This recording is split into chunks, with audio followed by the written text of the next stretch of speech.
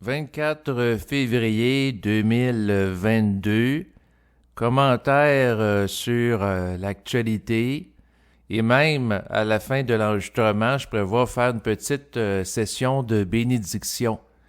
Donc aujourd'hui, dans le cadre de cet enregistrement audio, je prévois beaucoup de variétés, donc de vous amener sur plusieurs terrains, à la différence de d'autres enregistrements que j'ai faits dans le passé qui visaient à aborder en profondeur, en détail, un sujet spécifique. Donc tout d'abord, par rapport à l'actualité, il est question beaucoup présentement de la possibilité d'une guerre entre la Russie et l'Ukraine. Donc les tensions se font à ce niveau. Et par rapport à la Russie, bon, ben, c'est sûr qu'au niveau politique, elle a intérêt à ce que l'Ukraine soit annexée à elle. Et en même temps, ben, il faut regarder aussi que les pays occidentaux, l'Union européenne, ben, c'est sûr qu'eux autres ont intérêt à ce que l'Ukraine soit avec eux. Donc, il y a comme deux blocs, hein. Il y a un bloc de l'Est et un bloc de l'Ouest. Et l'Ukraine étant entre les deux, bon, ben, c'est un lieu, c'est sûr, au niveau stratégique, qui peut avoir être soit qu'elle fait l'alliance avec la Russie, parce que des gens qui sont pro-russes en Ukraine, ou au contraire, elle demeure plus liée à l'Union européenne, et donc elle va plus aller vers d'autres pays. Donc, par rapport à ça, moi, ce que j'ai à dire, c'est que de regarder qu'est-ce qui se passe sur le plan médiatique. C'est-à-dire que présentement, le nombre de cas liés au virus puis à la vague Omicron diminue. Et là, pour qu'on reste dans un climat de peur, eh bien, on agite la peur d'une guerre là, entre la Russie et l'Ukraine. Et derrière l'Ukraine, des pays comme les États-Unis, le Canada, des pays européens qui soutiendraient l'Ukraine là, potentiellement là, face à la menace russe, et que ça pourrait dégénérer là, éventuellement là, une guerre nucléaire là, entre la Russie et les États-Unis. Donc, on essaie de raviver la menace qu'il y avait qu'au jadis entre le bloc de l'URSS et le bloc également là, de l'Ouest, là, celui américain avec les pays d'Europe et le traité de l'OTAN. Donc, on cherche à raviver cette peur-là, alors que la peur du menace du virus au niveau médiatique diminue parce qu'on est dans une courbe descendante. Donc, on nous dit qu'il y a des courbes à un moment donné, qu'il y a des vagues, où est-ce qu'il y a de l'augmentation, il y a de la baisse. Donc, c'est ce qu'on nous dit dans les médias. Et tout ce que j'ai à dire par rapport à ça, bon, ben moi, en tant que tel, est-ce que ça me fait peur? Non.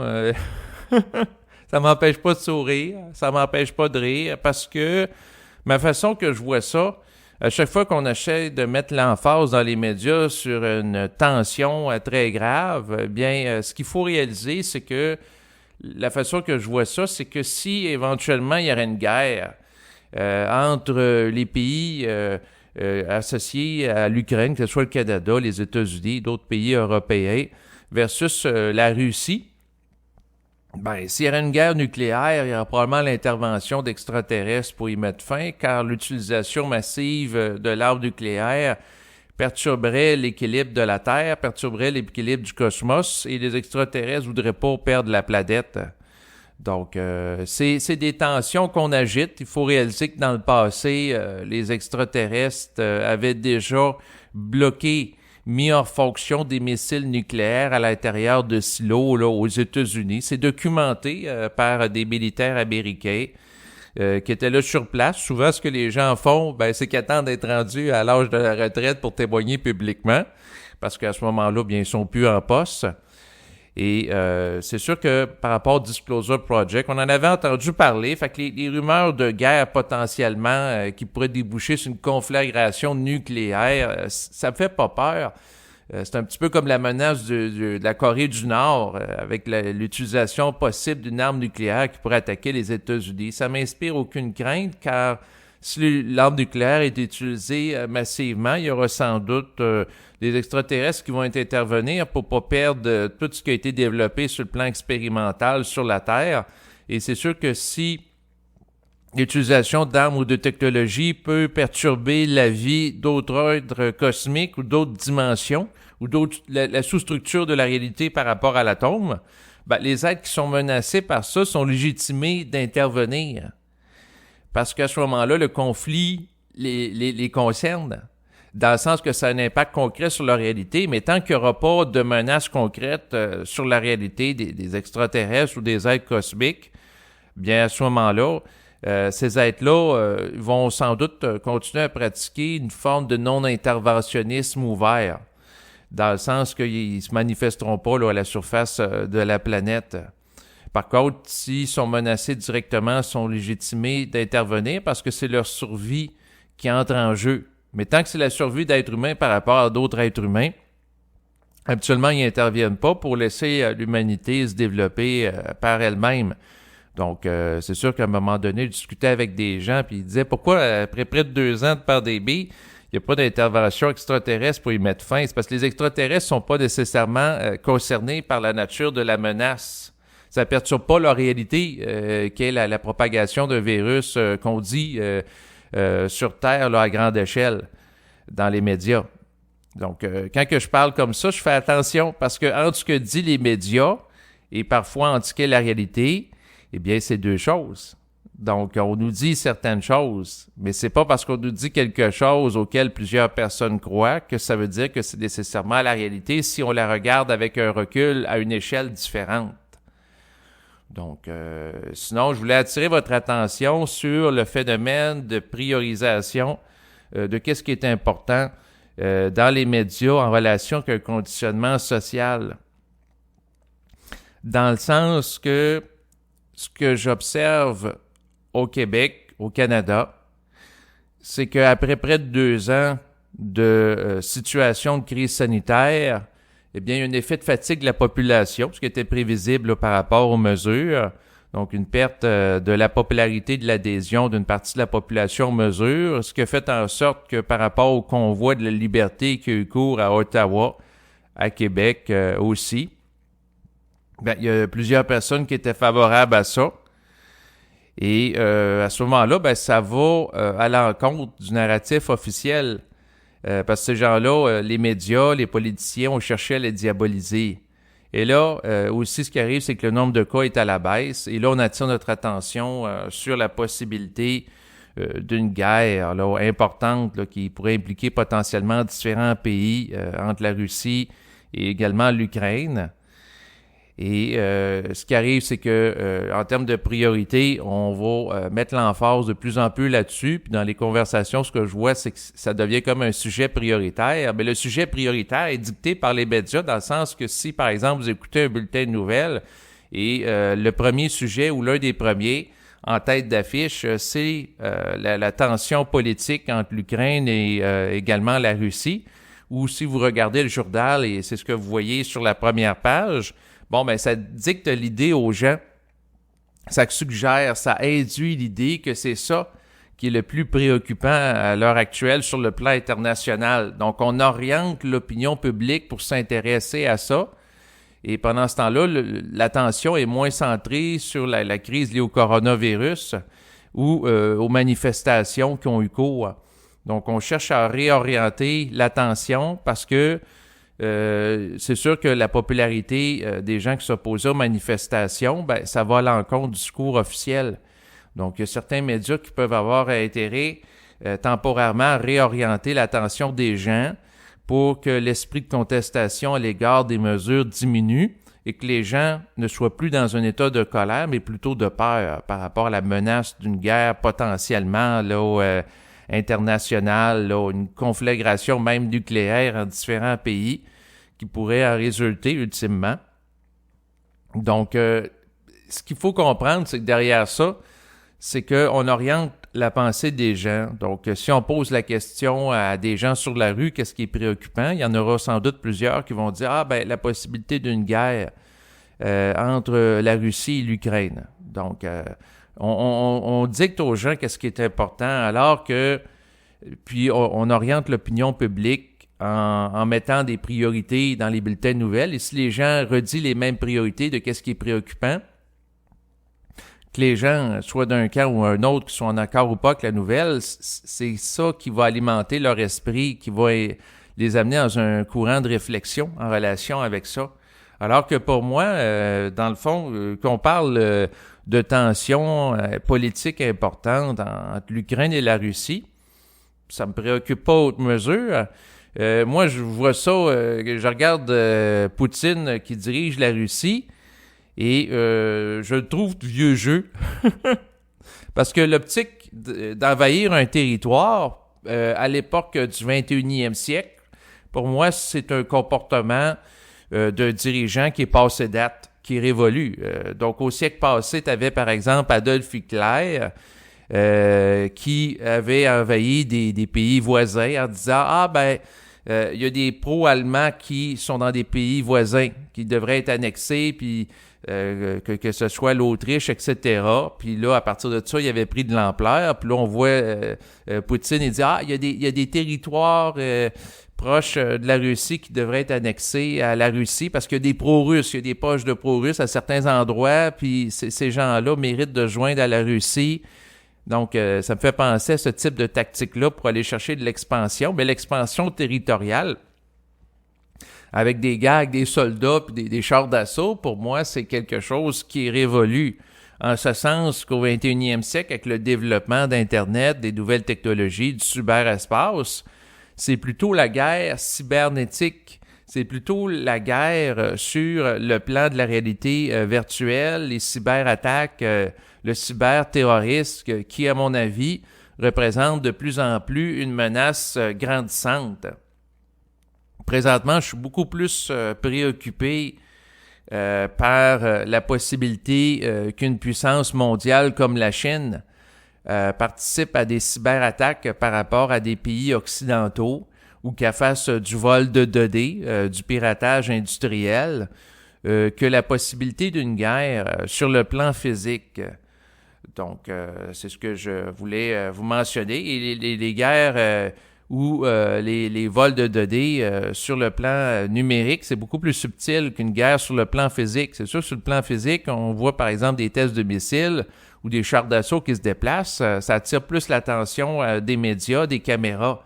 Par contre, qu'est-ce qui se passe en arrière-scène par rapport à des gens qui sont derrière leur ordinateur, qui peuvent faire des attaques ciblées, par exemple, par rapport à des lieux de production d'usines de centrales nucléaires qui pourraient, dans le fond, empêcher de fonctionner, ou des lieux qui comportent des armes, et ainsi de suite. Donc, bref, mettre en échec la civilisation occidentale comme on la connaît, que ce soit des points d'approvisionnement, etc., c'est plus ça qui me préoccuperait là, comme menace à l'époque actuelle. Plutôt qu'une guerre avec des soldats, puis des fantassins, puis des armes à feu, avec des chars d'assaut là, sur un terrain. Là. Donc, ce qu'il faut comprendre aussi, c'est que présentement, par rapport à la Chine, si je regarde ce pays-là, parce qu'il y a la façon que je vois ça, là, il y a 3 blocs, il y a 3 super puissances présentement à l'échiquier international. Donc, il y a la Chine. Ensuite, il y a la Russie et les États-Unis. La particularité des 3, c'est qu'à un certain niveau, ils sont tous liés avec l'Angleterre. Donc, à l'origine, l'Angleterre a colonisé les États-Unis. Donc, les États-Unis d'Amérique, à la base, c'était une colonie anglaise jusqu'au moment de la guerre d'indépendance.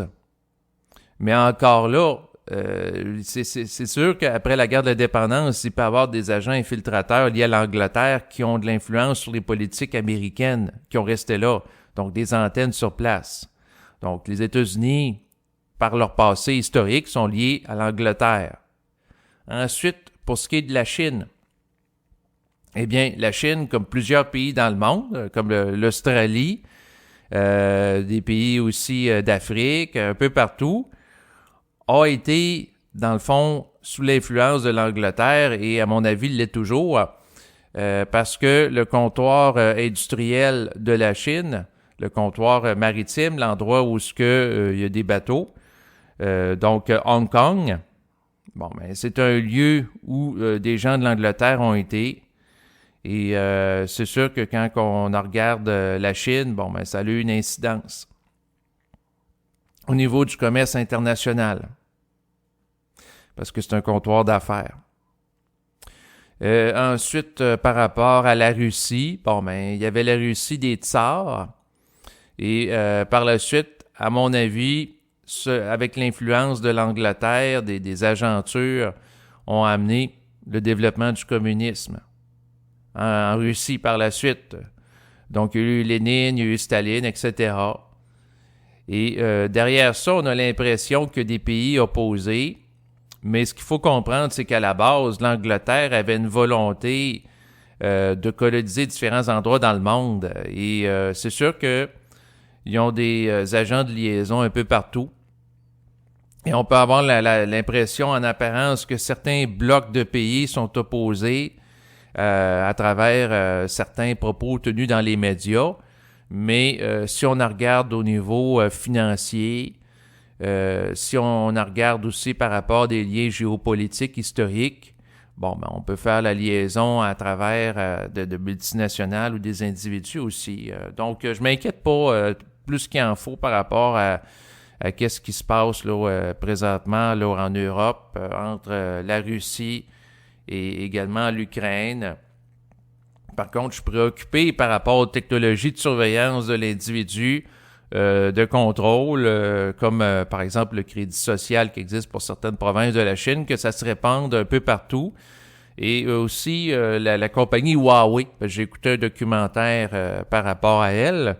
Eh bien, c'est sûr qu'elle est liée au Parti communiste chinois. Donc, c'est sûr que si des gens en Amérique du Nord, que ce soit au Canada, aux États-Unis, ont des téléphones de l'entreprise Huawei et que tout ce qui est véhiculé dans les conversations téléphoniques peut être relayé par la suite à la Chine, bien, à ce moment-là, ça permet à la Chine d'avoir une ascendance sur les pays occidentaux qui utilisent leur technologie.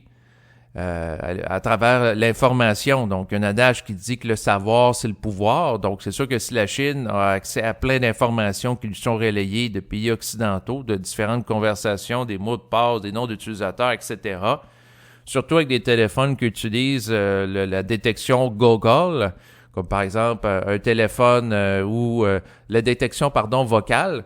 Si je pense à Google, parce qu'il existe sur des téléphones des applications, comme par exemple, on va dire « OK Google », et là, le téléphone, on peut passer une commande dessus. Donc, le téléphone est fait avec ce type d'application pour écouter continuellement les conversations des gens. Je ne sais pas si les gens en sont conscients, parce que si, à tout moment, on peut dire « OK Google », puis interagir avec le téléphone, ce que ça veut dire implicitement, c'est qu'à tout moment, votre téléphone intelligent, ce que les Européens appellent un smartphone, peut vous écouter. Il détecte ce qu'il dit, parce que sans ça, il ne pourrait pas reconnaître la consigne OK Google. S'il reconnaît la consigne, c'est parce qu'il est en mode écoute en tout temps, il faut réaliser ça. Et là, si une entreprise comme Huawei, par exemple, a accès à toutes ces informations, puis à relayer ça avec la Chine, ben là, eux autres, ils ont encore plus de pouvoir pour surveiller les gens à distance, faire de l'espionnage industriel et autres. Donc, la menace par rapport aux pays européens, je la vois plus là-dedans que dans la Russie, avec une guerre là, sur un terrain, avec des chars d'assaut puis des mitraillettes, là, honnêtement, là. Donc, c'est ce que je voulais dire. Sinon, ben, les enjeux contemporains au 21e siècle, je vois beaucoup ça lié à la cybersécurité. C'est sûr que je trouve ça drôle au Québec parce que, Éric Kerr est devenu le ministre de la cybersécurité, puis il veut amener le passage à l'identité numérique. Et ça, je trouve ça drôle parce que plus qu'on amène les gens sur le plan numérique, et plus qu'il peut y avoir des attaques sur ce niveau de réalité, et plus que les gens peuvent avoir besoin de cybersécurité. Donc, parler d'un ministère de la Sécurité au Québec, comme c'est le cas présentement, On n'aurait pas vu ça il y a 30 ans ou il y a 100 ans ou 200 ans parce que les gens n'étaient pas dans le cyberespace. Et là, qu'est-ce qu'on fait? C'est qu'à cause de la pandémie, on a amené les gens à faire de la formation à distance, du télétravail et à normaliser sur plusieurs mois l'idée de passer l'essentiel de son temps sur l'ordinateur pour des raisons de formation, de travail, ensuite de relations amicales. Les rencontres avec les amis, c'était difficile à cause des risques de contamination, donc ça devenait des rencontres virtuelles avec des logiciels facilement d'accès comme Zoom, etc. Donc plus que les gens sont sur le cyberespace, et plus qu'il peut y avoir des attaques, puis plus qu'il peut y avoir du besoin de cybersécurité. Et à travers le besoin de cybersécurité, bien, ça amène une forme de contrôle des données sur le web, là, naturellement. Et c'est sûr que par rapport à ça, il peut y avoir de l'archivage de données qui se fait par rapport aux différents citoyens canadiens, québécois. Et comme on l'a vu récemment par rapport à Justin Trudeau qui a eu l'audace de déclarer la loi sur les mesures d'urgence qui a été adoptée au Canada. Donc imaginez, on adopte la loi sur les mesures d'urgence qui s'appelait autrefois la loi sur les mesures de guerre par rapport à la menace de manifestations potentielles à Ottawa. Parce qu'au moment que ça a été adopté, dans la ville d'Ottawa, au Canada, il n'y avait plus de camionneurs qui occupaient les rues. Donc, les camionneurs ont été délogés. Et au cas où qu'il y en a d'autres qui se présentent pour manifester, puis on parle de manifestations politiques, il a demandé la loi sur les mesures d'urgence et qui lui donne des pouvoirs spéciaux. Et là, on ne parle pas de mesures d'urgence par rapport à une menace terroriste comme l'État islamique, Al-Qaïda, la différence de la crise d'octobre de 1970 auquel a été confronté son père. Bon, on parlait de la possibilité qu'il y ait des bombes qui soient mises à certains endroits et qu'il y avait eu des bombes qui avaient été mises au Québec dans des boîtes à balles par des manifestants du FLQ, c'est-à-dire le Front de libération du Québec qui voulait l'indépendance du Québec, se séparer que le Québec se soit séparé du Canada. Donc, on parlait de ça à l'époque. Et au nom de cette menace-là, il y avait eu les lois sur les mesures de guerre et on avait vu des soldats dans les rues. Et là, on nous parle d'une menace par rapport à des manifestants. Et de ce que j'ai vu des manifestants, essentiellement, c'est des manifestants pacifiques. Donc, c'est sûr que par rapport à ça, je trouve ça particulier de sa part. Donc, ça montre à quel point que Trudeau est insécure par rapport à la situation. Une chance que c'était pas des manifestants qui étaient armés ou qui utilisaient des bombes ou qui avaient une menace terroriste. Parce que je sais pas qu'est-ce qu'il aurait fait là. Et c'est sûr qu'ils ont été rapidement révoqués à 24 heures d'intervalle. Peut-être qu'il s'est rendu compte que c'était ridicule sous la pression populaire d'avoir mis ça en place. Mais quoi qu'il en soit, cette situation a amené un précédent au niveau historique. C'est-à-dire que des comptes bancaires de certains manifestants hostiles au pays du Canada ont été gelés. Donc, l'idée de geler des comptes, eh bien, c'est une idée qui, dans le fond, qui a été mise en application et qu'on pourrait mettre en relation avec le concept d'identité numérique et de contrôle qui pourrait avoir cours au Canada dans les prochains mois si des politiques qui vont dans le sens du crédit social sont mis en place à la chinoise. Parce qu'avec le crédit social, on peut empêcher quelqu'un à cause de son identité numérique et le fait qu'il n'y a pas beaucoup de points, par exemple, de contracter une hypothèque ou d'aller prendre l'avion. Et c'est sûr qu'avec le crédit social, ça peut être possible ou l'identité numérique de bloquer des comptes. Donc, on a induit l'idée en créant ce précédent, en parlant de la menace des terroristes qui ont été dépeints par lui comme des gens d'extrême droite, des gens racistes, des gens potentiellement dangereux, pour justifier l'utilisation du concept de geler des comptes.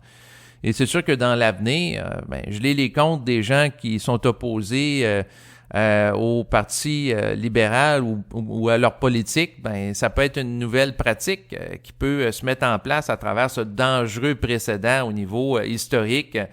Et c'est sûr que dans le futur, les enjeux vont être beaucoup liés à la sécurité des données, comme je le parlais. Et aussi, la guerre va de plus en plus et les oppositions en différentes factions se transposer dans l'univers numérique. Et ça nous en donne une idée. Sinon, ce que je voulais parler aujourd'hui aussi, je voulais revenir un petit peu sur les manifestations, parce que les manifestations à Ottawa, les gens ont été, les camionneurs, après plusieurs jours où ils occupaient les lieux de la ville d'Ottawa, ils ont été tassés par les forces policières. Et c'est sûr que par rapport à ça, ce que j'aurais à dire, c'est que ces gens-là ont mobilisé l'opinion publique. Une partie de l'opinion opposée aux mesures, puis j'ai vu, via cette période, un recul des mesures qui sont mises en place là, au Québec, entre autres. Donc, on parle d'un déconfinement progressif. Même chose pour l'Ontario. L'Ontario qui déconfine un peu plus de ce que je vois rapidement que le Québec, où se tenaient leurs manifestations. Donc, à mon avis, ça a une forme d'incidence qui va à l'encontre des forces mondialistes, qui vont influencer, entre autres, Justin Trudeau et ses acolytes. Il ne faut pas oublier que par rapport à Justin Trudeau, il y a une vidéo qui circule là, sur les médias alternatifs à l'effet qu'il fait partie des jeunes leaders du Forum économique mondial qui est dirigé par Klaus Schwab, qui lui-même a annoncé ça dans une vidéo avec grande fierté en fait, il disait ça sur une vidéo, puis il disait qu'il y avait beaucoup de jeunes leaders du Forum économique mondial dans le Parti libéral du Canada. Donc, Justin Trudeau, à mon avis, est sous influence de mondialistes. Et donc, il va dans le sens d'un agenda. Mais à trop vouloir aller dans le sens de l'agenda, s'il n'est pas à l'écoute de la population, parce que les manifestants, ce qu'ils ont fait, c'est qu'ils les ont discrédités. Pour se les représenter comme étant des interlocuteurs non respectables, en disant c'est des gens d'extrême droite, ils ont des drapeaux nazis, etc. Par la suite, il n'a jamais cherché à prendre en considération ouvertement dans un discours public leurs revendications ou faire des compromis ou les rencontrer ou rencontrer un des organisateurs des manifestants pour discuter avec lui, qui est des interactions, des échanges, une forme de médiation qui s'opère avec ce regroupement. Non. Donc, les manifestants n'ont pas été entendus et ils les ont ordonnés de partir. Et comme les manifestants ne voulaient pas puis étaient essentiellement pacifiques, ils ont envoyé la police. C'est sûr que la police, essentiellement, ils ont délogé de manière pacifique. C'est sûr que je peux applaudir la dimension pacifique que l'opération détassés d'Ottawa s'est faite, dans le sens qu'il n'y a pas eu de balles en plastique qui ont été tirées, de vraies balles. Il n'y a pas eu des gens là, qui se sont mis à frapper sur la foule là, massivement avec des matraques, là, de ce que j'ai vu des médias officiels ou alternatifs. Donc, ça s'est fait de manière beaucoup pacifique. C'est sûr que je pense qu'il est quand même conscient, Justin Trudeau et ses acolytes, que les gens à l'international sont braqués dans beaucoup de cas là, sur ce qui se passe au Canada, qui est un événement historique. Donc, c'est organisé pour qu'il y ait le moins possible de bavures policières, parce que sans ça, ça paraît pas beau au niveau de l'opinion internationale. Et pour ce qui est des manifestants, moi, je suis très fier de ce qu'ils ont fait, parce qu'ils ont resté pacifiques essentiellement tout le temps. Parce que s'il y aurait eu des manifestants qui auraient pris les armes comme des policiers ou qui auraient cherché à se battre avec eux et que il y aurait eu un bain de sang, ça les aurait discrédités. Donc, en étant pacifique, c'est celui qui agresse qui est discrédité aux yeux de l'opinion publique d'un pays ou international, habituellement. Donc, à ce moment-là, vu qu'il était pacifique, puis le droit de manifester est un droit constitutionnel en passant, puis Trudeau a cherché à bafouer ça, ça a discrédité Trudeau. Même si les manifestants sont pas là, à mon avis, ça a fait perdre des points à Justin Trudeau au niveau de l'opinion internationale par rapport à sa gestion du Canada. Donc, Justin Trudeau nous apparaît de plus en plus comme étant une forme de dictateur, Un peu comme on a au Québec avec François Legault par rapport à ses politiques extrêmement répressives, extrêmement contrôlantes depuis environ 2 ans. Bon, ben, c'est ces gens-là, à travers leurs actions où ils imposent des choses à la population, eh bien, ça les discrédite. Donc, Justin Trudeau qui évoque les mesures d'urgence, quand même que ça soit tombé quelques heures après, ça l'a quand même entaché sa réputation. Donc, quelqu'un qui déclare les mesures d'urgence par rapport à des manifestants essentiellement pacifiques, la personne apparaît ridicule. Tu sais, moi, je trouve ça totalement ridicule et j'ai l'impression que je ne suis pas le seul. Je voulais parler aussi d'autres sujets aujourd'hui, là. C'est le concept de pandémie par rapport à l'Organisation mondiale de la santé. Donc, avant 2009, une pandémie s'évaluait en fonction du nombre de morts par rapport à un virus. Et là, la pandémie s'évalue en fonction du nombre de cas. Et le critère de pandémie est tout le temps nivelé vers le bas, j'ai l'impression. En ce sens que l'Organisation mondiale de la santé, j'ai écouté un reportage récemment, il était question qu'au niveau international, il y avait présentement une épidémie de cas de diabète. Or, le diabète, c'est pas une maladie contagieuse comme celle qui est provoquée par un virus. Donc, on peut parler d'une grande quantité de diabète à l'heure actuelle dans différents pays à cause, entre autres, de l'alimentation en Occident, où, bon, l'alimentation n'est pas nécessairement de santé. Il y a beaucoup de sucre ajouté dans plusieurs mets qui sont préparés, et ainsi de suite. On peut parler qu'une grande quantité de cas de diabète, mais à mes yeux, de parler de pandémie de cas de diabète ou de pandémie de cas d'obésité, comme c'était quelque chose qui était contagieux, qu'on pouvait attraper, pour moi, c'est disproportionné.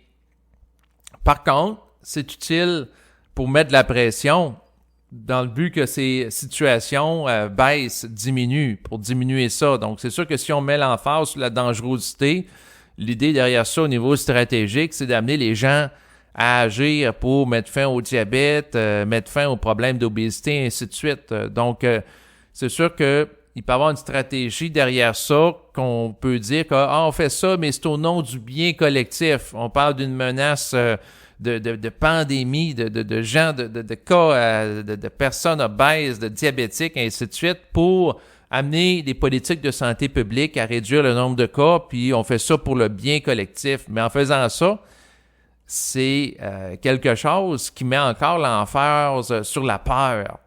Parce que là, après la menace du coronavirus, le nombre de cas diminue, ben on peut parler que, là, il y a l'émergence de plus en plus de la menace de cas du diabète qui va prendre la relève, où on va jouer sur d'autres menaces pour maintenir un climat de peur. Le climat de peur, ben, ça sert à qui?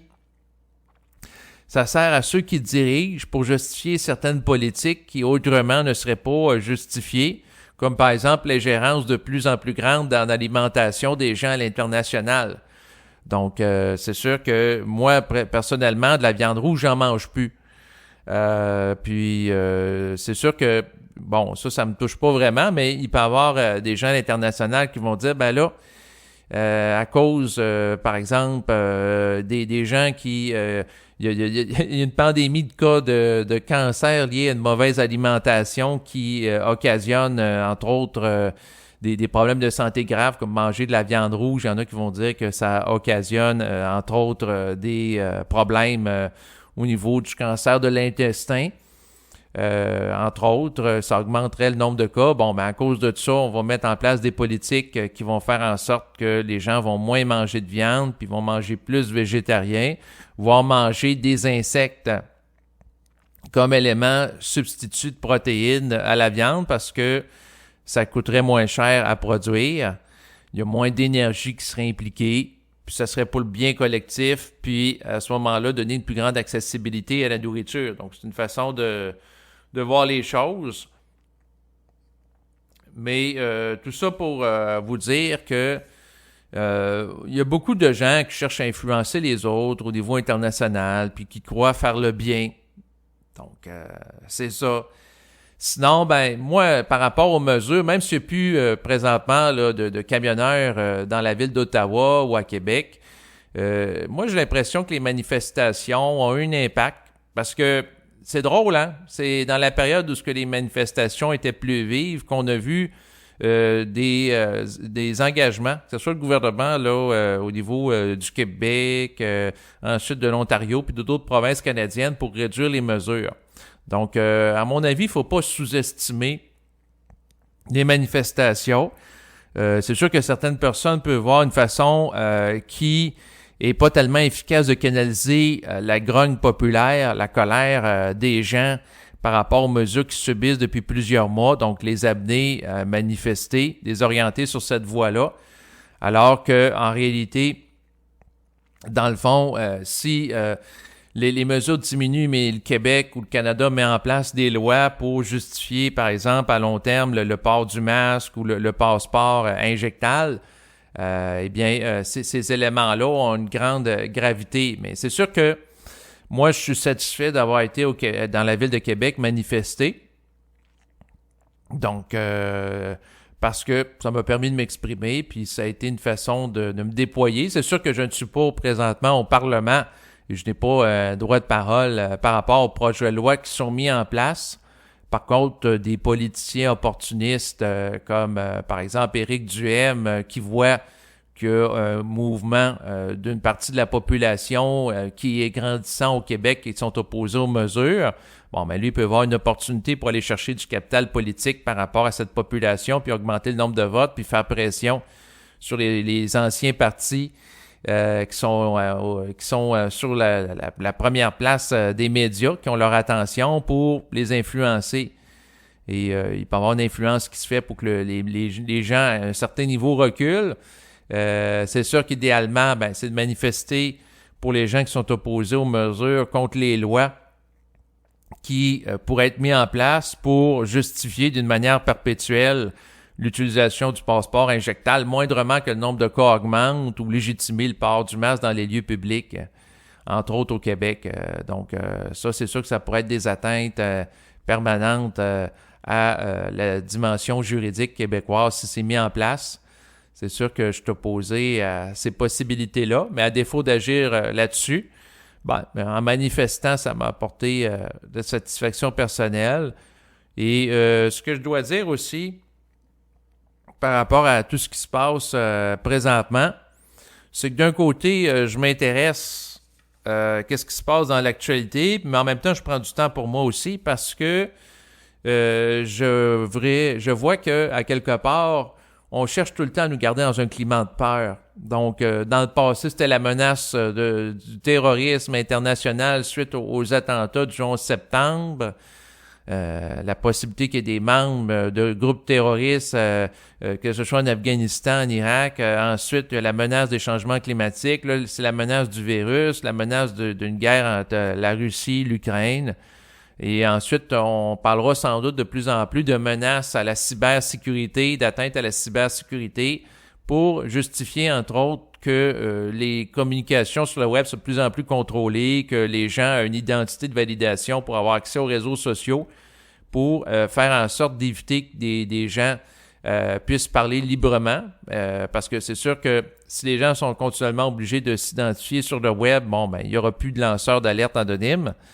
Et à ce moment-là, ça va être plus facile aussi de retracer les gens et de contrôler le discours. Parce que c'est sûr que l'un des objectifs des forces mondialistes, c'est la traçabilité totale des objets qui sont vendus dans le monde, en implantant potentiellement des codes QR, des puces aussi de géolocalisation.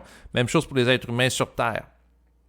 Donc, c'est sûr que dans cette mouvance-là, je ne serais pas surpris que dans quelques semaines, voire quelques mois, peut-être d'ici l'automne 2022, qu'on parle de l'émergence d'une 6e vague, puis du retour en force du passeport injectable. Et d'ici là, la grogne populaire face aux mesures, si on donne un peu de lousse, un peu d'espace dans les prochaines semaines, les prochains mois, à la population en général, en disant on fait un déconfinement progressif au Québec, des différentes mesures, on réduit l'utilisation du passeport, pour diminuer un petit peu la grogne populaire en donnant l'impression qu'on fait un compromis. C'est sûr qu'il peut y avoir un retour en force. Puis là, par la suite, il peut y avoir d'autres manifestations, puis un retour en force jusqu'à temps que les gens soient habitués au fil des mois et des années à l'idée que la nouvelle normalité après le début de la crise, c'est que chaque personne a un passeport lié à son identité qui lui permet d'accéder à des lieux publics, donc lié à son identité numérique. Puis là, ça met les bases éventuelles d'un système de traçabilité de chaque individu sur lequel pourrait reposer une forme de crédit social ici en Amérique ou également en Europe, parce que ça fait partie des agendas des forces mondialistes de mettre à implanter le plus possible à l'international le passeport numérique pour amener la traçabilité en relation avec la quatrième révolution industrielle dont parle Klaus Schwab, qui est une révolution liée à la gestion des données, l'informatique. Parce qu'il y a eu plusieurs révolutions. Il y a eu l'utilisation de l'énergie de la vapeur avec le train. Donc, c'est une énergie. Ensuite, une autre révolution, ça a été l'utilisation d'électricité. Ensuite, une autre révolution, ça a été l'apparition des ordinateurs. Puis une autre révolution, la quatrième, c'est en relation avec l'utilisation de l'intelligence artificielle, des algorithmes de plus en plus sophistiqués, la mise en relation des gens avec des machines et éventuellement ce que certains appellent un être humain amélioré, donc un être humain qui serait doté non pas d'un double éthérique, mais d'un double numérique qui se rattacherait à lui. Et éventuellement de faire de certains êtres humains des cyborgs avec des implants de plus en plus sophistiqués au niveau technologique. Donc ça, c'est un autre sujet que je voulais parler aujourd'hui. Et sinon, ce que je voulais mentionner, c'est que la semaine passée, j'avais fait une session de bénédiction. Particulièrement, où pour la première fois, je visais à bénir ma grand-mère, parce qu'en vieillissant, bon, son état de santé se dégradait. Donc, j'avais fait cette activité mercredi de la semaine passée. Et curieusement, le lendemain, le jeudi, après, pour la première fois, parce que ça fait plusieurs années que je fais des sessions de bénédiction là, que j'enregistre pour le web, mais ça me disait intérieurement de bénir, particulièrement par rapport à elle. Et le lendemain, le jeudi, j'ai appris qu'elle a tombé par terre. Donc, j'ai une grand-mère qui est âgée présentement de 98 ans. Et c'est sûr que depuis les années, est en perte d'autonomie, et plus particulièrement dans les dernières semaines. Et bon, elle est tombée sur le sol et elle s'est cassé le bras. Donc, la journée d'après. Et par rapport à ça, bon, ben, c'est sûr que dans le fond, parce que j'ai parlé au téléphone dans son jargon à elle, ben, j'ai dit que j'allais prier pour elle. Et donc, c'est sûr que ce qui est particulier, c'est que j'ai béni par rapport à elle à une journée avant que j'apprenne qu'un événement significatif qui a un impact sur sa santé s'opère, c'est-à-dire le lendemain, pour la première fois, à ma connaissance, elle s'est cassé le bras. Là, dans le passé, c'était jamais arrivé quand elle tombait. Elle tombait à plusieurs reprises. C'est sûr que certains pourraient dire ben c'était comme inévitable parce que plusieurs fois, elle est tombée. Elle utilise une marchette depuis plusieurs années, mais quand même, des fois, ça lui arrivait de tomber. Là, elle est tombée. Peut-être le fait que j'ai béni, ça a été moins pire que parce que je suis lié psychiquement à elle. Ça fait des années que je connais cette personne. J'ai une relation particulière avec elle et peut-être le fait que j'ai béni, ça a été moins pire, comme j'expliquais à ma grand... Dans le fond, peut-être que c'est moins pire qu'elle est tombée sur le bras, qu'elle se casse le bras, qu'elle tombe sur la tête, qu'elle ait une commotion cérébrale ou qu'elle meurt carrément. Là. Peut-être que ça aurait été plus grave. Mais bref, là, le bras dans le plâtre. Et là, aujourd'hui, je vais faire une autre session de bénédiction par rapport à elle. Parce que à quelque part sa situation c'est sûr c'est dégradé là, elle a le bras dans le plâtre là, puis là présentement elle est à l'hôpital, mais tout en ne m'oubliant pas parce que quand que je bénis, je fais un investissement éthique, eh bien je suis conscient que l'impact que ça peut avoir, c'est tout d'abord sur ma personne, pour qu'une personne ça a une incidence sur elle à distance parce qu'on est tous interreliés. C'est possible, mais la personne, tout dépendant de son état de réceptivité, c'est sûr qu'elle peut présenter une opposition psychique par rapport à la nature de la bénédiction qui est faite, tout dépendant de son ouverture de conscience. Il y a différents paramètres qui peuvent entrer en ligne de compte, bien entendu. Donc, c'est ça que je voulais mentionner. Mais sinon, avant de procéder, je voulais quand même vous parler du paradoxe de ce que j'appelle de la liberté.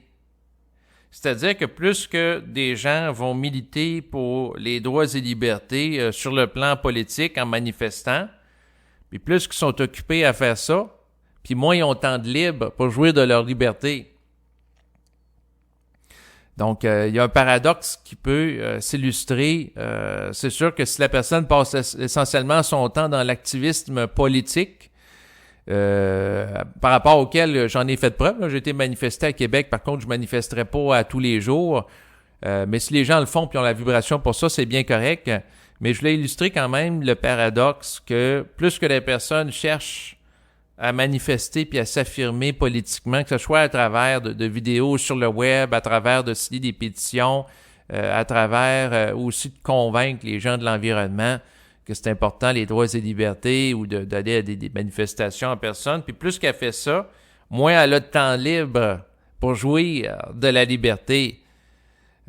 Donc, puis elle devient une personne qui est au service d'une cause. Or, si la personne est au service d'une cause, elle devient un serviteur. Si elle est un serviteur, eh bien, comme l'avait déjà dit le philosophe jovialiste André Moreau, la personne n'est pas un seigneur parce qu'elle est au service. Donc, elle est relative à quelque chose. Alors qu'une personne qui, dans le fond, passe son temps comme un politicien à manifester pour les droits et libertés, c'est sans doute des politiciens ou les activistes les plus engagés qui sont les personnes les moins libres quand leur temps est occupé à manifester ou à s'impliquer dans des actions politiques. Ce qui crée une forme de paradoxe. Dans le sens que, je voulais attirer votre attention là-dessus, que à trop vouloir la liberté en s'impliquant, c'est ce qui dépouille précisément l'individu de temps de liberté parce qu'il est occupé. Ce qui m'amène à réaliser que ça peut être intéressant de manifester de manière ponctuelle ou de faire des vidéos une fois de temps en temps, mais pas nécessairement à tous les jours faire des vidéos de type militantiste parce que ça m'accapare du temps, puis le temps que j'utilise pour ça, j'utilise pas pour jouir de ma liberté, comme en allant m'entraîner physiquement, en faisant de la méditation, du yoga, donc d'autres types d'activités, voire même des activités plus de bénédiction. Bénédiction, la façon que je l'entends ici, c'est dans le sens d'utiliser ma puissance de volonté pour commander à l'univers des choses, en partant du principe que je ne suis pas séparé de l'ensemble de l'univers et tout est interrelié. Donc, quelqu'un à distance peut avoir un impact sur moi au niveau psychique et moi, je peux avoir un impact sur la personne. Puis des fois, on observe des situations particulières, là, comme Justin Trudeau qui met en place la loi sur l'état d'urgence, des mesures d'urgence, puis dans un intervalle de 24 heures, il change d'idée. Bon, ben, c'est sûr que si le gars, il met ça en place en disant « la situation est grave », puis il fait adopter la loi au niveau du Parlement fédéral, puis quelques heures après « Ah non, la situation finalement est sous contrôle », qui change aussi rapidement son fusil d'épaule, ça montre qu'il est sous influence, ce gars-là. Parce que ça crée une forme d'incongruence. Tu peux pas mettre en place une mesure aussi drastique puis la changer quelque temps après. Pour moi, c'est d'un ridicule total. Et ça montre que quelque part, cet homme-là manque de centricité. Et pour avoir de la centricité, ben, on peut la bénir. C'est-à-dire, on peut utiliser notre volonté pour constituer notre être. C'est sûr que je pars du principe que les bénédictions, je vais mettre l'emphase par rapport à ma personne, parce que c'est sur cette dernière que j'ai le plus de pouvoir d'agir, le plus de pouvoir d'influence. Donc, le pouvoir d'influence intrapsychique, c'est-à-dire influencer le fonctionnement de mes organes, ensuite que ce soit ma circulation sanguine, que ce soit ma peau, bon, ben c'est ma psyché qui est relative à mon corps biologique qui va avoir plus d'impact. Ça peut être possible aussi d'avoir une incidence sur des gens à distance, parce qu'après tout, il y a des gens qui font des traitements énergétiques, et c'est en relation avec l'ouverture de la personne aussi à distance. Si, dans le fond, je discute avec ma grand-mère, et elle me dit que, bon, elle veut que je prie pour elle pour employer un terme qu'elle connaît. Je ne vais pas parler nécessairement de bénédiction parce qu'il aurait fallu que j'explique en quoi ça consiste et je voulais pas m'étaler dans des considérations qui soient très longues au téléphone avec elle, étant donné qu'elle est en période de rétablissement suite à la chute qu'elle a faite. Bon, ben, si elle est ouverte à ça psychiquement, ben, à ce moment-là, il y a une disponibilité de sa part à recevoir quelque chose qui émane de moi. Et ça tombe bien parce que le concept de bénédiction s'appuie sur une conception immanentiste du monde, c'est-à-dire que l'absolu est immanent relatif, comme le mentionnait André Moreau, c'est-à-dire que nous sommes en contact avec la totalité de qu'est-ce qui existe. Et si on le prend au niveau de la physique quantique, c'est la même chose. On est en contact avec le champ de réalité quantique. Donc, comme ma grand-mère est disponible à une influence que je peux exercer sur elle à distance, avec un consentement de sa part qui est obtenu via conversation téléphonique, ben, je vais en profiter aujourd'hui pour faire une bénédiction par rapport à ma personne, parce que la personne sur laquelle vous pouvez avoir plus d'impact, puis vous cohabitez là, 24 heures sur 24, c'est vous-même. Donc, l'état de qu'est-ce que vous nourrissez psychiquement par rapport à vous, une très grande incidence. La façon que vous vous représentez psychiquement, la façon que vous composez avec la pensée dans votre conscience, entre autres, beaucoup d'impact. La façon que vous orientez votre énergie psychique par rapport à votre personne est fondamentale. Par rapport aux autres, par rapport au monde aussi, ça porte une certaine incidence. Donc, et c'est la raison pour laquelle des bénédictions qui peuvent impliquer des gens à distance, des individus, des situations, des événements ont une certaine influence. C'est sûr que dans le fond, il y avait des gens qui bénissaient ou priaient pour que ce soit des manifestations pacifiques à Ottawa et que l'issue soit pacifique. Ce que je peux dire, hormis quelques bavures policières qui ont eu cours pour déloger les manifestants, mais essentiellement, que ce soit du côté des manifestants ou des policiers, en général, ça a été extrêmement pacifique, la façon que cette crise sans précédent a pris fin à Ottawa. Mais il y a eu des bavures. C'est sûr qu'on a vu, entre autres, le policier là, qui a fait éclater une vitre de voiture où il y avait un manifestant.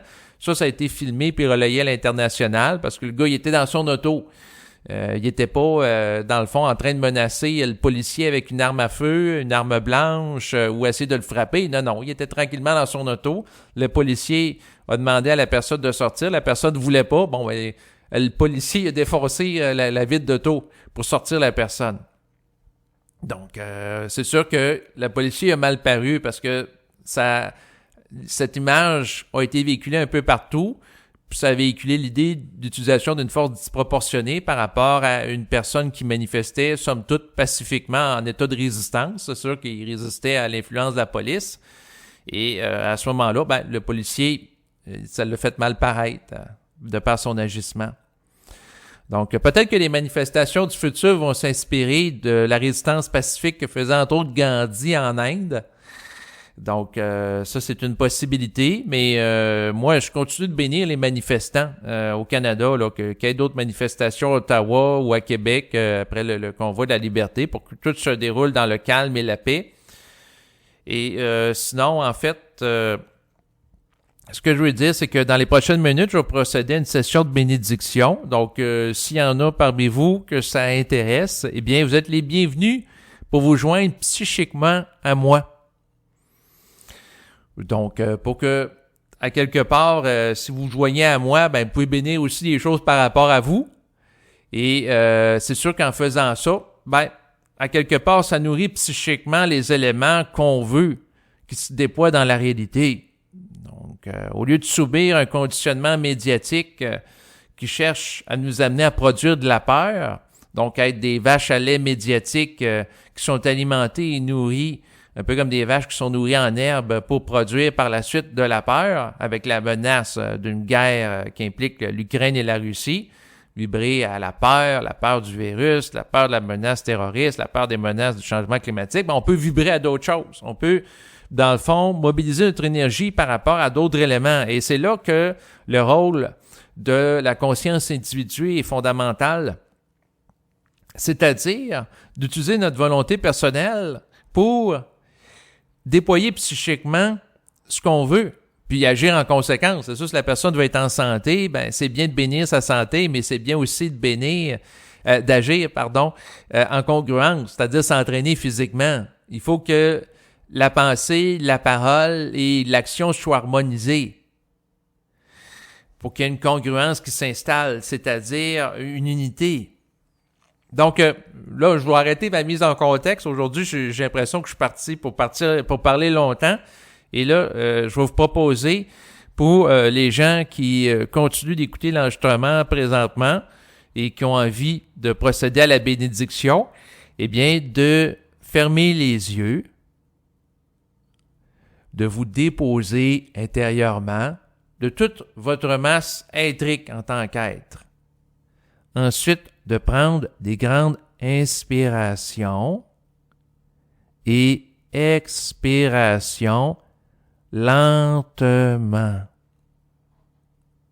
Vous pouvez en prendre plusieurs en vous assoyant naturellement dans un endroit où vous allez pouvoir être calme dans les prochaines minutes, un endroit paisible, un endroit propice à l'intériorisation, un endroit propice à la centration de votre énergie et de son déploiement dans votre personne et dans le monde.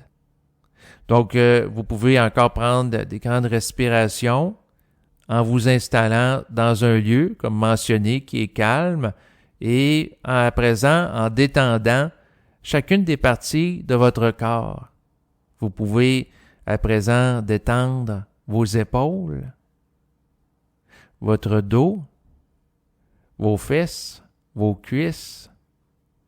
Vous pouvez les investir de la présence de votre être pour qu'ils soient investis d'une énergie qui soit calme,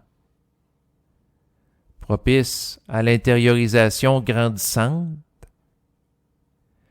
Et à présent, vous allez utiliser votre volonté pour bénir ce que vous voulez. Et vous pouvez bénir à ma suite les éléments que vous jugez pertinents. Donc, je bénis à présent ma santé pour qu'elle soit florissante. Je bénis ma capacité à être centrique par rapport aux événements qui se déroulent dans le monde, par rapport à la propagande médiatique, par rapport à la propagande gouvernementale. Je bénis ma capacité à regarder les événements internationaux avec une grande altitude. Je bénis par la suite ma tête pour qu'elle soit investie d'une énergie régénératrice. Je bénis l'harmonisation parfaite de mes deux hémisphères cérébraux pour être capable de les utiliser d'une manière optimale. Je bénis la croissance de mon intelligence au fil du temps. Je bénis mes capacités intellectuelles, capacités d'évaluation, d'analyse, de synthèse, tout en bénissant simultanément mes capacités intuitives, mes capacités médiumniques, mes capacités de captation des énergies subtiles derrière les événements, les situations, les individus. Je bénis l'unité de ma conscience. Je bénis ma capacité de savoir de manière instantanée ce que j'ai besoin de savoir. Je bénis ma connexion psychique à mon être qui est branché sur la réalité totale. Je bénis ma capacité de compréhension des différentes langues qui existent dans le monde. Je bénis ma capacité d'expression. Je bénis ma capacité de m'exprimer avec clarté, précision, simplicité également. Je bénis ma capacité à être capable de vulgariser l'information à chaque fois que c'est requis dans mon quotidien. Ensuite, je vais bénir mon front, mes yeux. Je les investis d'une présence particulière pour avoir une présence dans le regard qui me permet de capter l'essence des individus que je rencontre et l'essence aussi des choses que je vois dans le monde. Je bénis ma capacité de perception vibratoire, ce que certains appellent le clair-voir, pour voir avec clarté les éléments qu'on peut chercher à m'occulter à travers la propagande. Je bénis mon nez, ma capacité d'inspirer et d'expirer. Je bénis ma bouche. Je bénis par la suite ma gorge. Je bénis mon parle-être, cette belle expression qui vient d'André Moreau, c'est-à-dire de parler en étant l'expression de l'être qui est nous sur le plan multidimensionnel, ce que certains peuvent appeler la parole chargée d'énergie, la parole vibratoire. Je bénis ma capacité à utiliser la parole pour créer des ajustements vibratoires au besoin. Ensuite, je vais bénir l'intérieur de ma gorge. Ensuite, ma colonne vertébrale. Pour avoir une bonne posture dorsale, avoir le dos droit. Donc, je peux bénir la posture dorsale pour qu'elle soit adéquate et le rappel à moi-même pour avoir une posture qui se maintient d'une manière adéquate dans mon quotidien. Parce que, comme plusieurs personnes sans doute qui m'écoutent, je peux passer plusieurs heures à être assis devant l'ordinateur.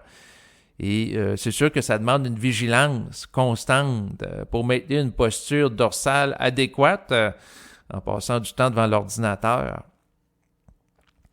Ensuite, je bénis mon système nerveux. Ensuite, je visualise que je descends mon attention à l'intérieur de ma colonne vertébrale pour favoriser sa régénération comme les différents organes qui constituent mon corps biologique. Donc, je peux visualiser que tout d'un bloc, maintenant, je les investis d'une lumière blanche qui est propice à leur santé, tout en simultanément apportant mon attention particulière sur des zones localisées du corps. Donc, je commençais en partant du haut, c'est-à-dire la tête, et là, je passais à travers la gorge.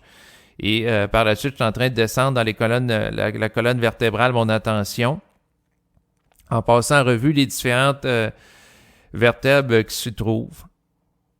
Et par la suite, je vais me rendre aux poumons pour les investir de lumière. Je bénis la capacité de mes poumons d'absorber l'énergie qui est présente dans l'air, de m'en nourrir, de m'alimenter de ce que certains appellent le prana, donc l'énergie qui sous-tend la réalité qu'on peut percevoir. Donc on a l'impression qu'on est entouré de vide, mais en réalité nous sommes entourés d'énergie qui est là, en suspension dans l'environnement. Donc je bénis ma capacité à m'en alimenter. Par la suite, je descends mon attention pour la tourner vers mon cœur. Donc, je bénis mon organe cardiaque pour qu'il fonctionne adéquatement. Je bénis ma capacité à gérer le stress, car les tensions, ça peut avoir une incidence sur le rythme cardiaque. Des fois, quand les gens sont tendus, le rythme cardiaque devient irrégulier par rapport à une période de stress importante. Donc, je bénis la cohérence de mon cœur, que les mouvements produits par mon cœur soient fluides, cohérents. Je bénis mon calme interne. Je visualise que présentement un courant d'énergie lumineux participe à la régénération du circuit interne de mon cœur pour favoriser sa santé. Puis rattaché au cœur, on va associer ça à l'amour. Donc, je bénis ma capacité à aimer. Donc, à m'aimer tout d'abord. Et aussi, à être capable d'aimer en général. Aimer la beauté d'un coucher de soleil que je peux observer. Aimer des gens qui m'entourent en faisant preuve de respect par rapport à eux. En les investissant d'amour et en me rappelant qu'en investissant des gens d'amour, c'est une partie de moi-même que j'investis d'amour, car en réalité, il n'existe qu'une seule chose dans l'univers et nous sommes tous interreliés.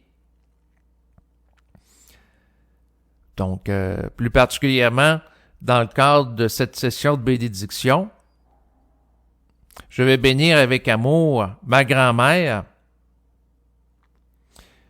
en l'investissant de lumière, d'un calme pour faire face à la situation difficile qu'elle connaît, c'est-à-dire qu'elle a à connaître une situation de rétablissement là, suite au fait qu'elle s'est cassé le bras, son bras est dans le plâtre.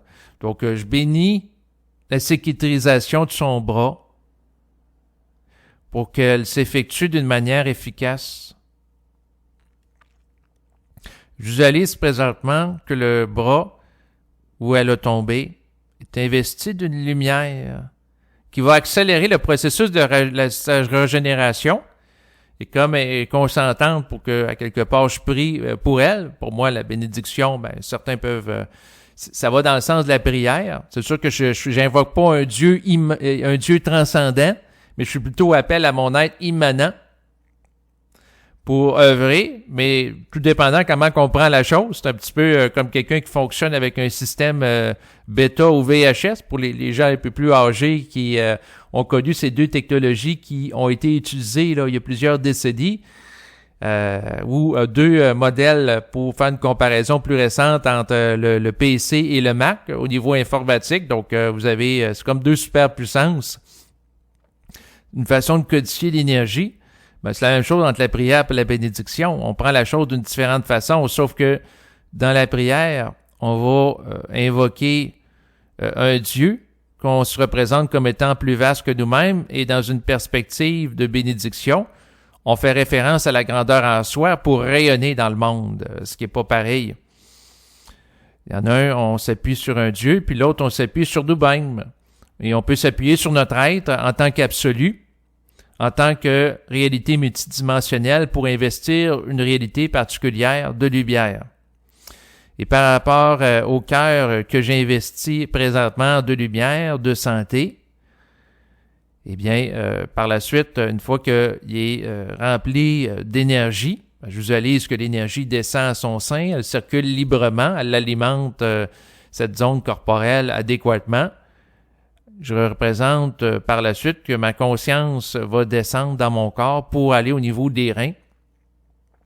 Donc, je visualise que mes reins sont investis présentement d'une énergie régénératrice, une énergie d'amour qui les remplit,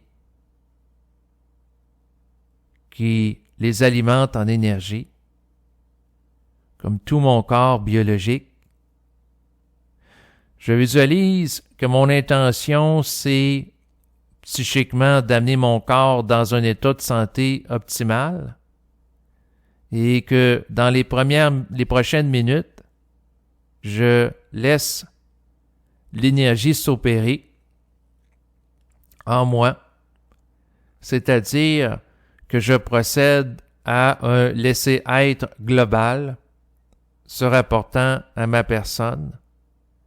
Donc, ce que je vais faire, c'est que je vais inspirer et expirer en laissant l'énergie m'investir et opérer et aller dans les zones de mon corps qu'elle évalue, qu'elle a le plus de besoin d'y être.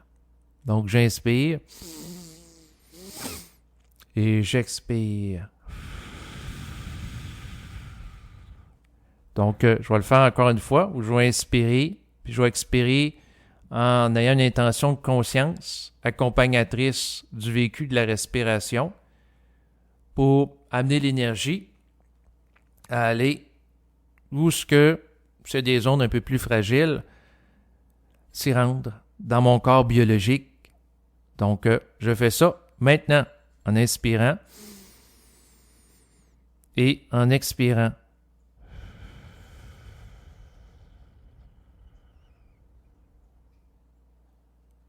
Je vais faire ça une troisième fois, en inspirant encore une fois.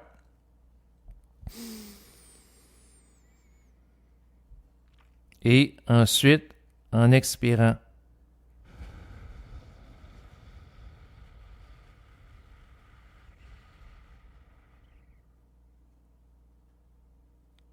Je visualise maintenant que je baigne dans l'énergie et que je reprends mon circuit d'exploration et de présence aux différentes zones corporelles.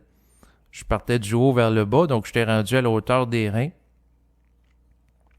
Donc les reins sont associés à la capacité de filtration. On peut les lier psychiquement à la capacité de filtration du subtil de l'épais, c'est-à-dire du discernement. Donc les reins doivent filtrer les éléments qu'on absorbe et également, psychiquement, on a à filtrer les éléments qu'on peut absorber de l'environnement, entre autres de l'influence médiatique ou publicitaire. Donc tous les éléments auxquels on est exposé, que ce soit par la télévision, le web, la propagande et ainsi de suite. Donc je bénis ma capacité optimale de filtration psychique pour me permettre de faire la distinction entre le subtil et l'épais, entre ce qui participe à ma croissance ou non. Après avoir descendu au rein, on continue le parcours vers le bas de la colonne vertébrale que j'investis toujours d'une conscience soutenue de lumière. Donc j'investis ma colonne vertébrale d'une énergie lumineuse, apaisante, calmante, régénératrice. Et par la suite, après les reins,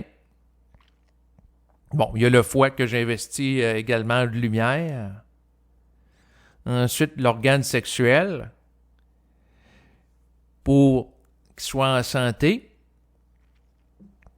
pour qu'il soit capable aussi de me permettre d'expérimenter des orgasmes qui participent à m'aider à jouir de la vie de plus en plus.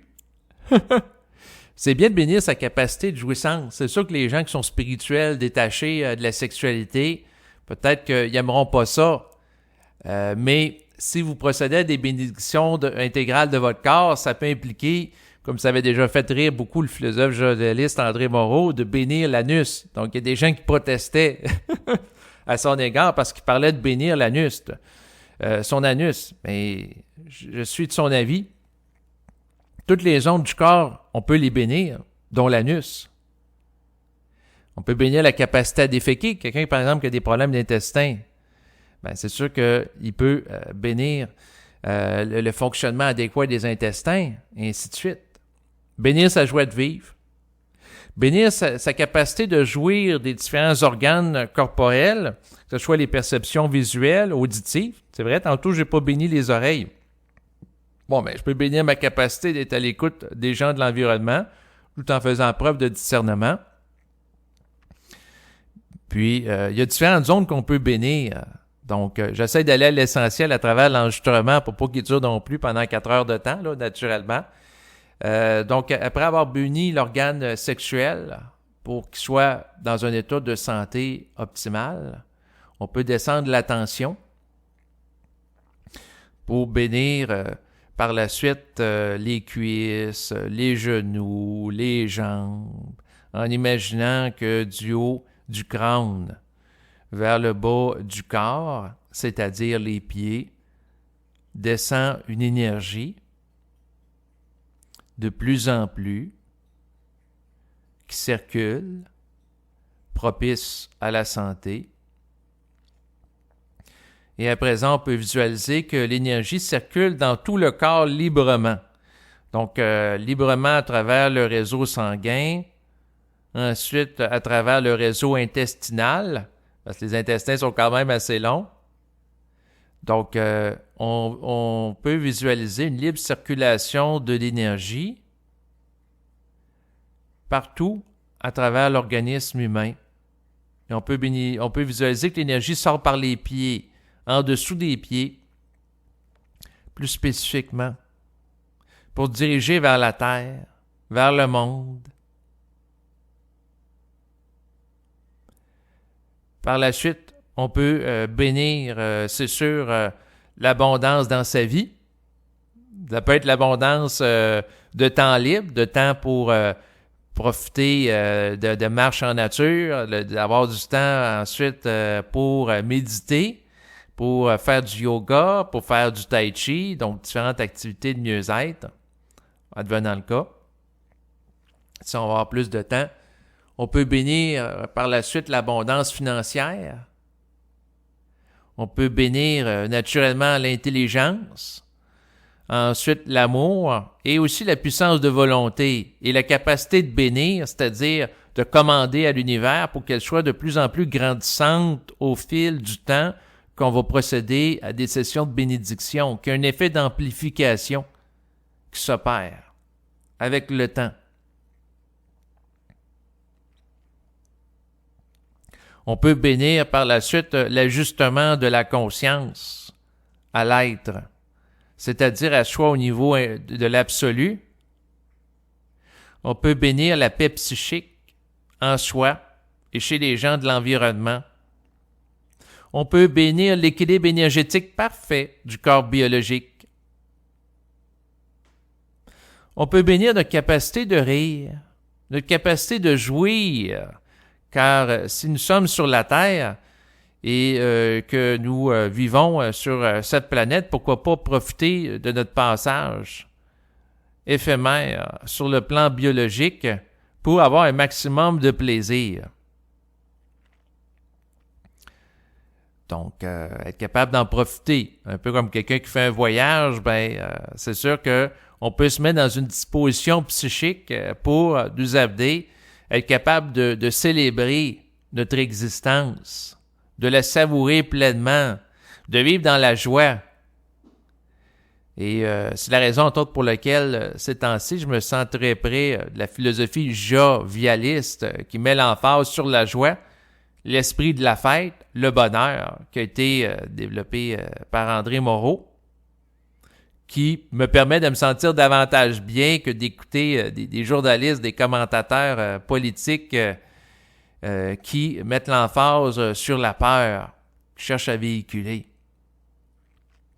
Il faut être capable de s'avantager, puis d'être capable de rire de l'absurde auquel on est confronté dans le quotidien. Être capable de prendre la vie en riant. Et c'est sûr que comme on est en période toujours qu'on nous dit de pandémie selon les responsables de la santé publique ici au Québec, alors que le nombre de cas a vraiment diminué lié au virus, ça demeure quand même pertinent à mon avis de bénir son système immunitaire. Et notre immunité, on peut bénir aussi notre immunité psychique. Donc, pour que notre psyché ne soit pas perturbée par les gens qui manquent d'ajustement dans les médias ou dans l'environnement ou des politiciens. Je bénis ensuite la capacité de rayonner de l'énergie, que ce soit par mes yeux, que ce soit par mes mains, que ce soit par ma parole, et d'investir le lieu que je vis, mon domicile, d'une énergie rayonnante, d'une énergie d'une grande beauté, d'une énergie qui est propice à ma santé, qui est propice également à la santé des gens qui entrent dans mon domicile.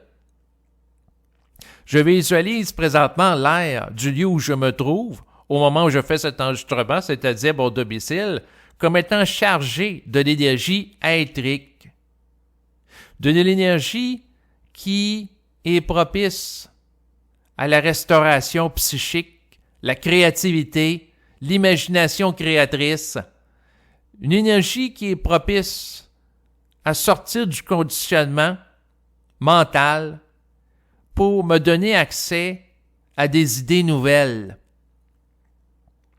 Je bénis ma capacité à accéder à des activités nouvelles qui vont m'améliorer, m'avantager. Je bénis ma capacité à accéder, entre autres, à de l'intelligence pratique pour optimiser davantage ma gestion que je vais faire, que ce soit ma dimension financière, mes loisirs, pour rendre ma vie encore plus agréable. Que ma vie soit de plus en plus dans un état propice à vivre la plénitude au quotidien, c'est-à-dire à être pleinement moi-même, Je bénis mon identité divine. Je bénis mon identité être-ique. Puis par la suite, je voulais quand même en revenir par rapport à ma grand-mère qui est en rétablissement pour prendre un instant pour visualiser un traitement énergétique à son égard à distance à partir de mon énergie, de mon être, étant donné qu'elle a une ouverture par rapport à moi, en visualisant sa personne qui est investie par l'énergie régénératrice qui la pénètre de plus en plus et qui l'installe dans un état de paix pour faire face à la situation présente qui lui a créé un choc, qui lui donne un apaisement, une centricité, un état de bien-être. Je visualise qu'elle baigne maintenant dans la joie. Comme moi-même. L'idéal, c'est de faire aux autres ce qu'on veut soi-même qu'il soit fait sur nous. Dans le sens que si, par exemple, quelqu'un bénit pour qu'une autre personne soit dans la joie, dans l'amour, alors à se poser la question, est-ce que moi, j'aimerais qu'il y ait un retour en ce sens par rapport à moi? Et si la réponse c'est oui, ben c'est intéressant de le faire. Parce que moi, c'est sûr que si je bénis pour que l'autre soit dans la joie, dans le calme, puis je veux être moi-même dans la joie puis le calme, c'est parfait. Par contre, si quelqu'un, au contraire, maudit, par exemple, un politicien, pour, dans le fond, que le politicien souffre, que le politicien soit torturé par des manifestants, si la personne maudit, est-ce que la personne aimerait subir un sort similaire? Ben, c'est là la question à se poser. Et c'est pour ça que l'utilisation de la bénédiction, dans l'optique que je la fais, pour opérer mon rapport à la réalité, c'est toujours en relation avec une optique de faire des choses qui sont souhaitables par rapport à ma personne si ça implique d'autres personnes. Donc, si j'ai un contre-coup à vivre par rapport à des bénédictions, puis je bénis la santé d'une personne, bon, ben si le contre-coup, c'est que je suis davantage en santé parce que je subis l'élément qui est invoqué, bon, ben c'est un contre-coup qui va être agréable, comme on dit. Donc, sur ces considérations, je vais continuer par rapport à ma grand-mère pour procéder à un investissement d'énergie important, en continuant à visualiser, en maintenant une attention soutenue par rapport à elle. Donc, je me représente mentalement en train de rire, en train d'être en paix, en santé, dans un état de cohérence psychique qui facilite sa capacité à composer avec l'événement que représente la chute qu'elle a vécue.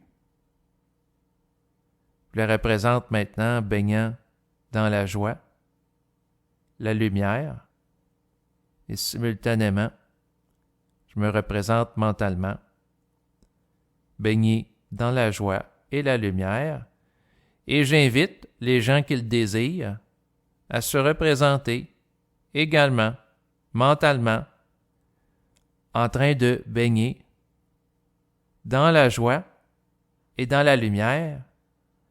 Et pour toutes les personnes qui en ont envie, je propose de bénir de votre capacité à conserver, rendu une fois à l'âge adulte, la capacité de vous émerveiller, de jouer, un peu comme un enfant qui s'amuse, qui est capable de rire tout seul parce qu'il est dans l'esprit du jeu, il est dans l'esprit de la fête. Donc, pourquoi attendre le jour de son anniversaire pour fêter ou de fêtes qui sont programmées socialement alors qu'on peut être dans l'esprit de la fête à tous les jours de l'année? Il suffit de le décréter arbitrairement. Et les politiciens sont des spécialistes dans l'art de décréter arbitrairement. On l'a vu depuis environ 2 ans, que ce soit par rapport aux politiques au Canada et dans d'autres pays où il y a eu des mesures qui ont été mises en place d'une manière totalement arbitraire, de façon purement politique en ne s'appuyant pas sur la science, en relation avec la gestion de crise. Donc, si eux autres peuvent le faire, pourquoi pas nous par rapport à nous?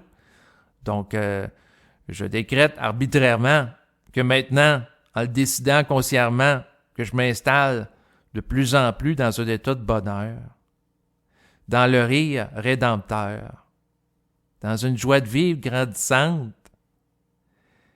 Et par la suite, je termine cette session de bénédiction en bénissant naturellement ma capacité de bénir pour qu'elle soit toujours grandissante dans le temps, advenant qu'il y ait d'autres sessions de bénédiction un peu plus tard. Et c'est sur ces considérations que je vais clore présentement donc cet enregistrement.